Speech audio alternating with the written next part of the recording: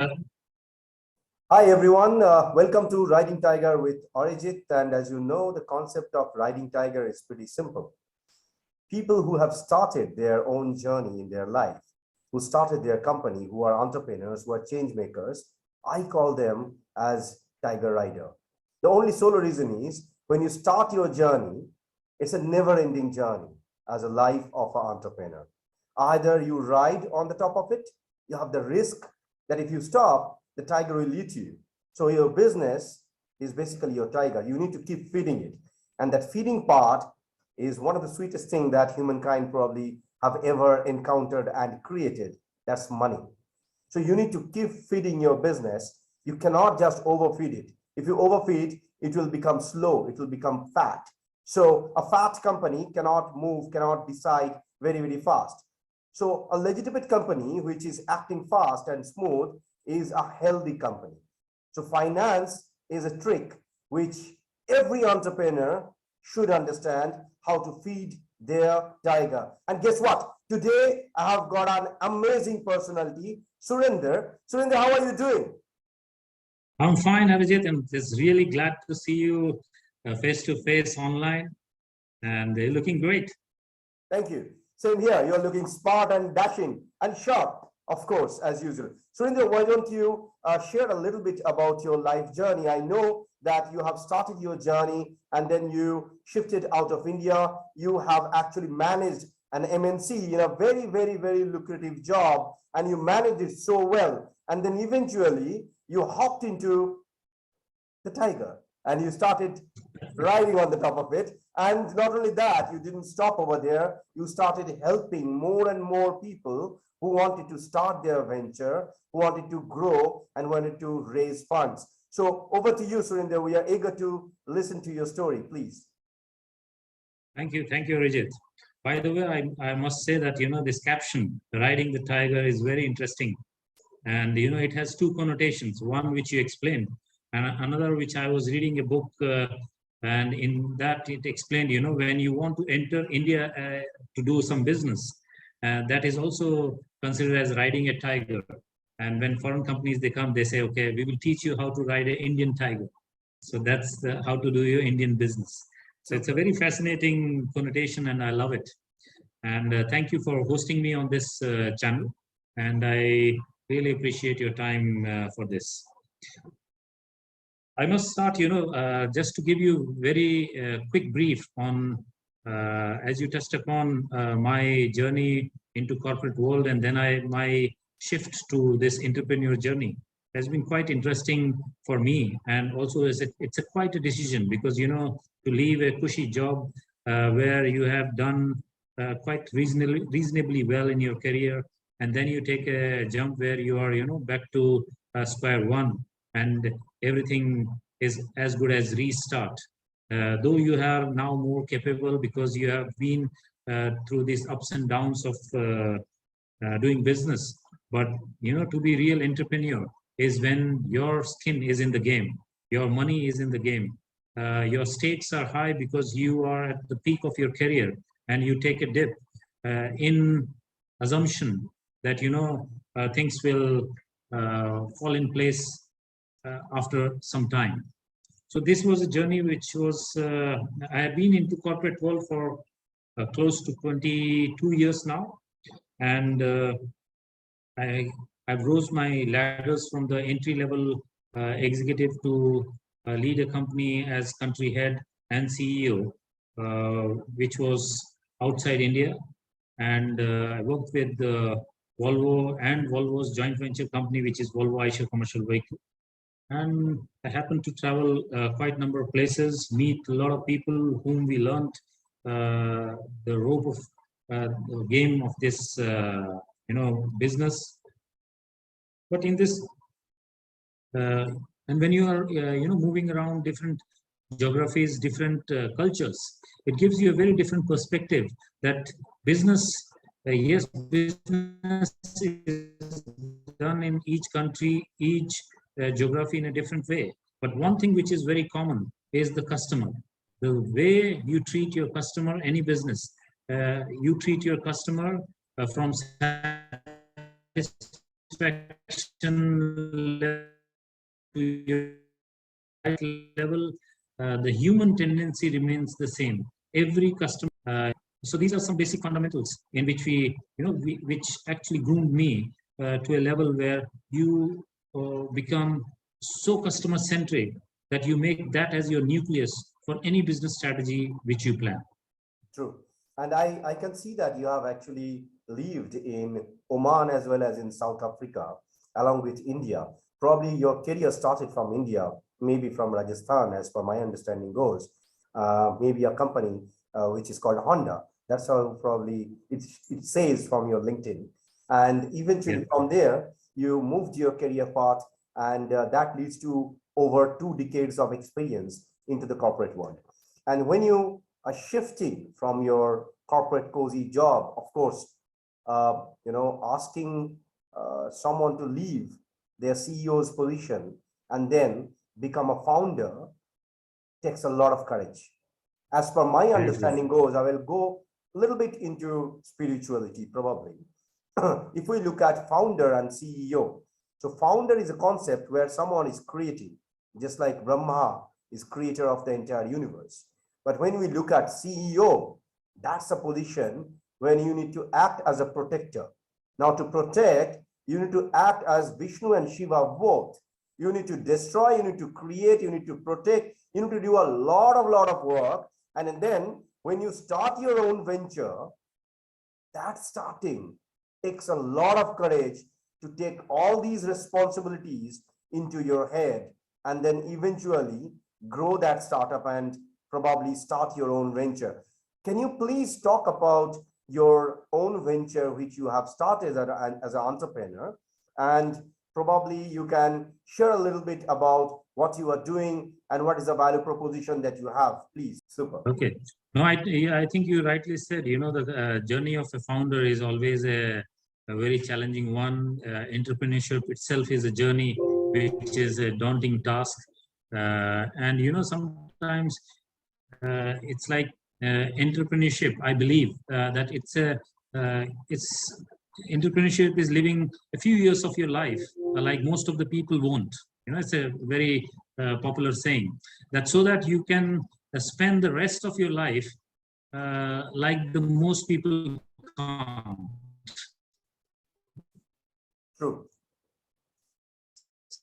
So it's a daunting task, but it's a rewarding one. So that's the belief I have, and I think when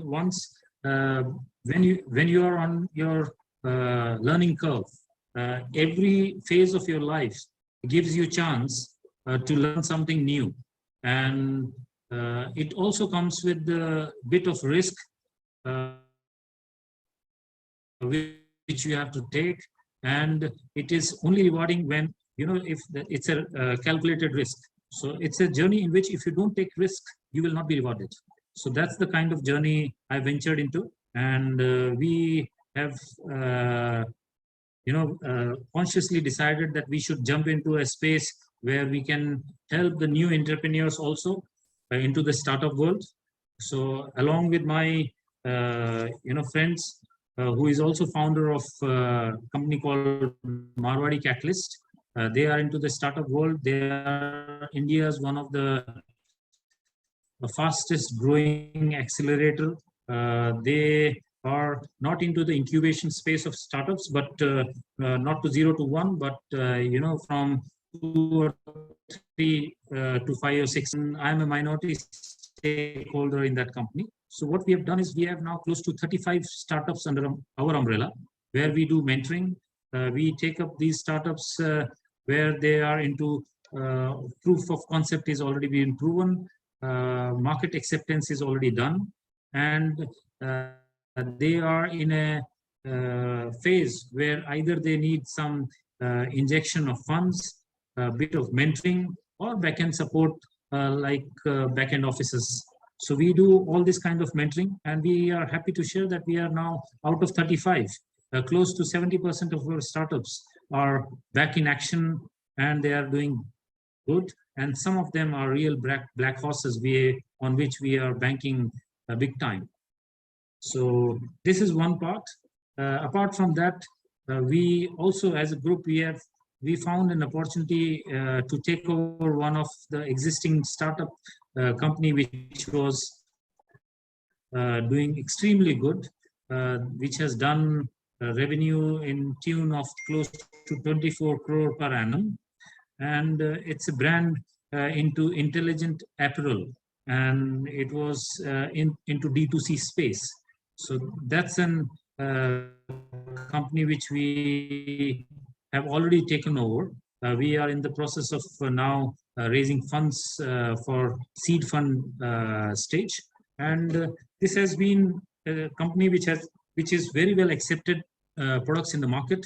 In D2C, when people are reaching close to 50,000 kind of customer base, it's considered as good. In contrary to that, we have close to 300,000 customers, unique customers are our customer as a database. So that's the kind of database of customers we have for this brand. In that, we have close to 29% of repeat buy. So this is a brand which is very well accepted. It was funded by marquee investors like from senior executives of Flipkart, senior executive from Myntra, Pepperfry, founders of Lenskart, Ajim Premji Invest, Let's Venture. So these are the kind of big funding which has already gone into this brand. So due to the COVID and some operational challenges and some change of priorities of the stakeholders, this brand was for sale, and now it has fallen in our basket. So we are taking this brand now to a next level. I will be leading this venture myself personally, and this will be my life for some years to come. Super, beautiful. So talking about life, I always have a very interesting question here, which I usually do. I call it as a rapid fire round. Are you ready? 100%. So what I'm going to do, I'm going to give you one single word, and whatever comes in your mind from that word, you just need to tell about it. Yeah. Okay. Yeah. White. It's exciting. Sorry. White. White. Peace. Superhero. Musk. Elon Musk. Happiness. Happiness. Family. Wealth. Wealth is health. Super. So I have one single last question, which I usually ask everyone, wherein I invite them into Riding Tiger. Imagine a situation, you are in a park, and in that park, there is no one else. There is only one bench where you can sit. So the question is, in that bench, it's a calm and cozy, very beautiful, peace-oriented place. Whom would you like to sit, and what kind of conversation you want to have with that particular person? It can be more than one person, doesn't matter. Okay. You know, then I would answer one question with two answers. One, if this bench is in India, and if the bench is it can be anywhere. It's a virtual bench, so it can be anywhere. Okay. So, so if it is in India, I would like to sit along with Mr. Ratan Tata. And reason being, you know, and what the kind of questions which I want to ask him is, you know, when you are making a company, you know, with such a big vision and stuff, and you have to inculcate kind of culture, and if the culture has to be of trust, integrity, how do you inject that kind of value in close to 800,000 people worldwide when you do a business of close to $103 billion? And that inculcating of that culture into such a big conglomerate is mind-blowing. And I want to ask him, you know, how he has done this, and what was the vision when they started something small but a bigger vision. These are the kind of few questions I would like to ask him. Super, super. And if this bench is in not in India, maybe somewhere else. Okay, then I will sit with Elon Musk, and his quality of thinking or having such a big vision, but doing that execution to the last level of detail is the excellence which I want to have, in or learn from that kind of vision and execution excellence which they have. Excellent. Brilliant, brilliant. Surender, thank you so much for being here and sharing all those insights. I'm sure that our audience will learn a lot and understand the depth of your words. So looking forward to meet you in person very soon. I wish you good health, happiness, and all the greatness in your life. Thank you so much. Thank you, Arijit, and all the best.